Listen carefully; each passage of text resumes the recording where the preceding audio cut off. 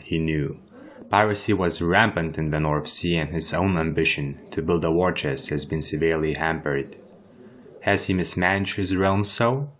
He certainly knew not enough of stewardship, or diplomacy, or skullduggery for that matter. He was not a learned man. He did not foresee the problem or knew how to prevent it. At that time he couldn't help but think of Hugh's words. He knew nothing but to fight. Was he dishonoring the memory of his ancestors? There is that king of Scots, not of the land, but of the people. Up in the highlands though, the clans are unruly. They only hold allegiance to their own. They disregard the king. They taunt the Vikings. They do as they please. And the worst of them are the MacMorgan clan. Be very careful there. The natives are dangerous. Language incomprehensible. And the weather is awful. MacMorgan clan, the Troublemakers of Scotland. The plot to fabricate a claim on Moray was going nowhere. Morgan's spymaster sparred with quill and ink as best he could, but he could not find an opening against Hugh, who was said to be as sly as his own master of spies. Nor they could find any allies at court. He was vicious to his enemies, but open-handed to his friends, and his rule was popular. Moreover, these unlikely allies, even together, couldn't dent his influence at court. Councils to discuss on how to make progress on the matter would convene every day. They would seldom bear fruit, however. I need a chancellor, not a spoilmaster, to do chancellor's work, Morgan had frustratedly said in one of those meetings. When Cailan insisted that his work was crucial as it would present a claim on a higher tier title, Morgan dismissed the plea. I do not care what claim you present to me. It can be his land, his chiefdom, or his bloody castle. I want to oust the man, not enrich myself. You have forgotten? But as candidates for chancellorship were reviewed, and no fitting man was found, Morgan allowed the plot to continue. Things were about to improve in that summer of 872. Marfok was free now and has grown out of her ailments as a babe. She had sniffles and an occasional cold, but no more than any other child. Muriel was making a steady return to court, but she'd still leave the meetings early or skip on them altogether, citing weariness. She would never be the player she once was, for the last 3 years have taken a toll on her. Welcome news came from McGurk clan. Morag announced she had delivered the boy. Though he would never be MacMorgan, Morgan couldn't help but smile, for he was now a grandfather. Where guile and brawn failed, disrespect succeeded. Morgan's insults towards Hugh MacAlpin might have estranged him with the king, but they also severely enraged his brother. The insults were layman's talk, sure, but sometimes unrefined jabs are harder to ignore. Morgan struck Hugh's legitimacy in a big way. No powerful chieftain would support a Tanist when his own vassal mocked him openly. He was provoked, and the two men became bitter rivals. While Morgan was confident Hugh could no longer dismiss his challenge like he did in their standoff in 871, he could not have been sure of victory in duel. Morgan had the temperament and experience over his opponent, but he was a formidable fighter in his own right. Morgan lacked his deviousness, viciousness, but most of all, his youth. Hugh at 29 was 13 years his younger. Any number of things could happen in a duel, a misread, a misstep, or a stumble. All of them could not be accounted for. Most of all, he feared a maiming, to return to his family a crippled man. A crippled man could not protect his clan, and a man who could not protect his clan was no chief at all. Morgan needed to improve his skill at arms not only to slay Hugh MacAlpin, but to reduce uncertainty in fight. While Morgan trained, he was rallying his support by blackmail and favor. If he couldn't win by vote, he deemed it fair to usurp the Scottish crown. And as his faction increased in influence, King Constantine grew wary of his brother's ambition.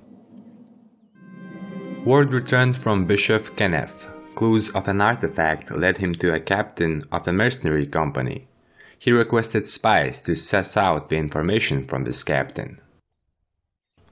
"He can have all the spies he wishes," Morgan told Spymaster Kalin.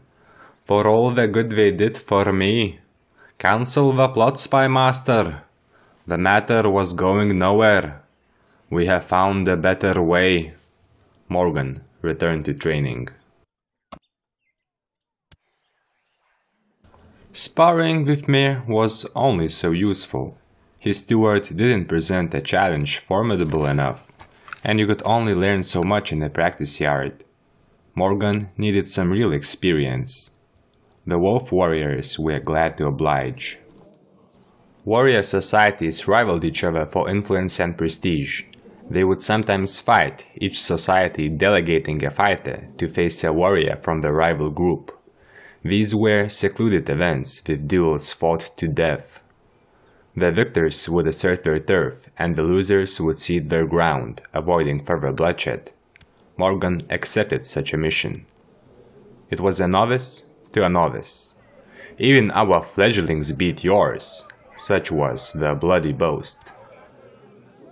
Morgan's opponent was a woman, and senior besides, yet he deemed not to underestimate her. She was chosen for this fight by the band of Medina. She must have some tricks up her sleeve, some reason for her choosing. Overconfidence would have been a mistake. The two met on a barren rock in the North Sea. It was a quiet day, with just the two of them, eye to eye, wind blowing, with other warriors watching from the longboats at sea. Morgan pressed. He used his strength to tire his opponent, laying into her with powerful blows. Wary of a possible ruse, he watched her tire. He thrust a sword into her chest. No ruse ever came. The old woman fell, and the longbows began to dissipate. She was never meant to survive, Morgan understood. She was placed into this fight at someone's behest. On this barren rock, Morgan carried out someone else's sentence. But that was politics of the realm seas away. Morgan fought in a real duel and gained valuable experience. He paid a bloody price, but gained recognition from his peers. He had fought. He was deemed a warrior. Morgan accomplished the goal he set 5 years ago. He was a warrior. He had improved leaps and bounds during winter. Now came spring, and he would have to use what he learned. Morgan challenged Hugh to duel. Hugh jumped at the chance to slay his rival. The two would meet halfway in the highlands between Ross and Moray in several days, accompanied by a small retinue. With Morgan came 5, his marshal Fingal, who armed and advised his liege on martial matters, his sparring companion and loyal friend Mir, whose optimistic encouragement made the trip a positive affair, Stefan, a commander who once led Lightfoot at Moray. His bishop had returned as commander and arbitrator as well, upon hearing of the duel, abandoning his artifact search, and even his daughter and heir Dervorgila. Morgan did all he could to dissuade the young lady from coming, but she insisted that her father raised her as a warrior, and if he would not take her together as his daughter, he must honor her request as a warrior instead. For fear of seeing her husband hurt, Muriel did not come. Hugh brought a large retinue of 30 warriors. The two groups met in Highlands on 23rd of March, 873. The two men left their companions behind and climbed their part of the hill alone. Morgan from the north, Hugh from the south. They met eye to eye. "I commend you on accepting this challenge," Morgan said, marching up. "It's past time I cut you to pieces," Hugh said, striding closer. "Do you have any idea how much trouble you caused me?" "My apologies, High Chief," It must be difficult on you to face resistance from your victims. They crossed their weapons, flinging at each other, sidestepping and dodging. Hugh disengaged. They moved around each other in a circle. It is true what they say about me. Morgan glanced at Hugh, then back at his footwork. I will slay you. I will cut you. And I will eat you. Morgan let Hugh come at him. Hugh might have been younger, but Morgan did not lack for stamina. He would wear him down to his own strength, then he would win. You no longer hide behind the palisade. I do not fear you, Hugh McAlpin. I never did. By becoming a monster, you never stopped being a man. The fight went on for some time, Morgan tired, still swinging his sword, but Hugh's chest was heaving too. Suddenly he threw his morning star. It hit Morgan's stomach. Morgan fell on his knees and grabbed his belly, trying to keep his guts from spilling out. He heard shouts or screams, his head spinning. Someone was running over to him. What would happen now? To his wife, his daughters? Would they be safe? Would the clan? Did he become a warrior just to die so? He felt too weak to think about it all. He grabbed his belly and slumped face down.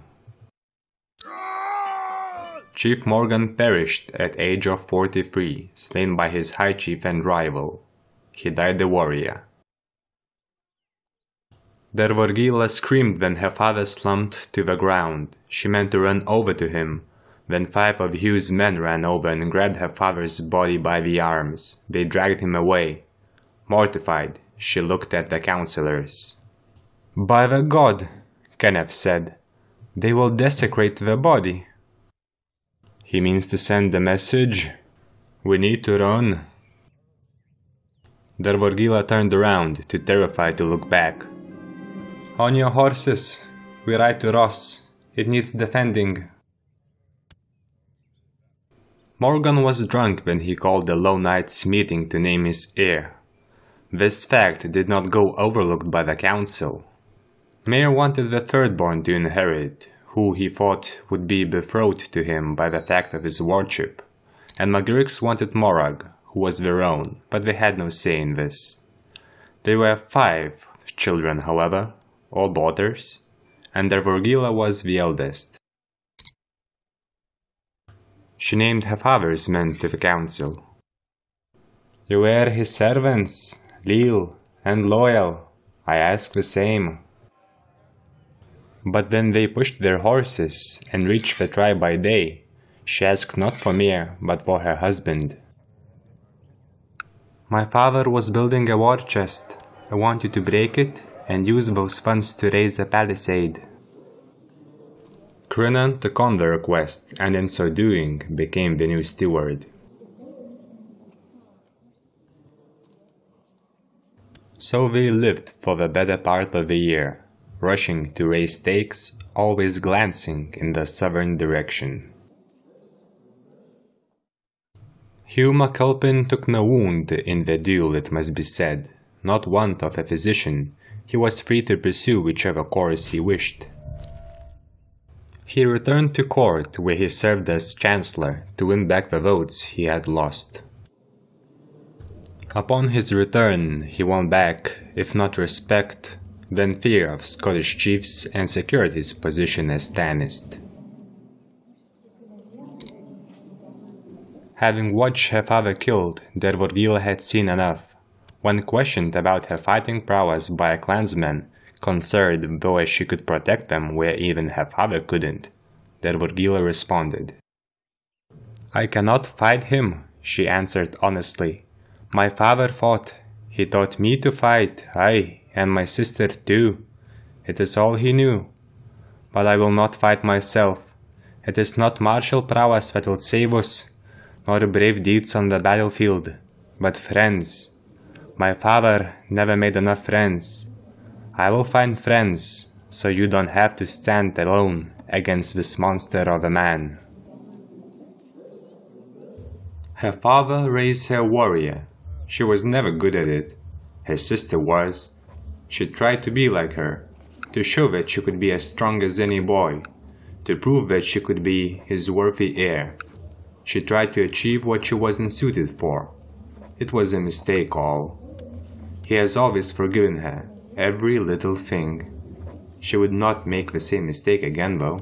No, she would play to her strengths, not weaknesses. Diplomacy would be her policy. Friends. Friends and allies. While Hugh was feasting in the south and raising support for his dynasty, or so MacMorgans thought at the time, Dervorgilla organized a feast among the Highland chiefs to commemorate her father. She had no body to speak of, thus, instead of a funeral in a traditional sense, it served as a conclave to garner support for alliances. A lot of the chiefs refused the invitation for fear of reprisals. Chief of them was the Maguric's clan head. Still, the funeral tradition had to be respected, and where the chiefs abstained, their sons and wives, and the wives of their sons attended. Marshal Thingol initiated a recruitment drive, and the palisade walls were put up just in time for a feast. The carousing could now begin.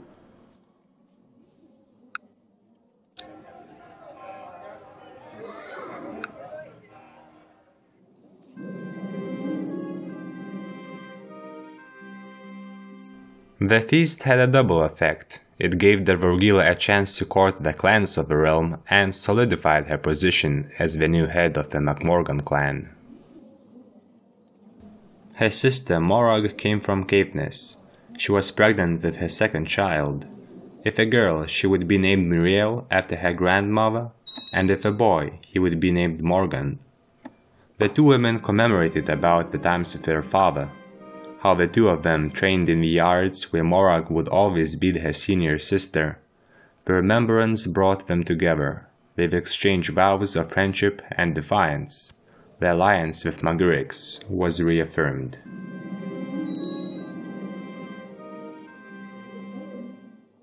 It wouldn't be the only alliance Dervorgilla would secure. From the south came the heir to Macomgal clan. I remember the last time we met. I was a little girl, and my father offered you my hand in marriage. I had to refuse, my lady. Were you feeling scorned? Not at all. In fact, it was distasteful at the time.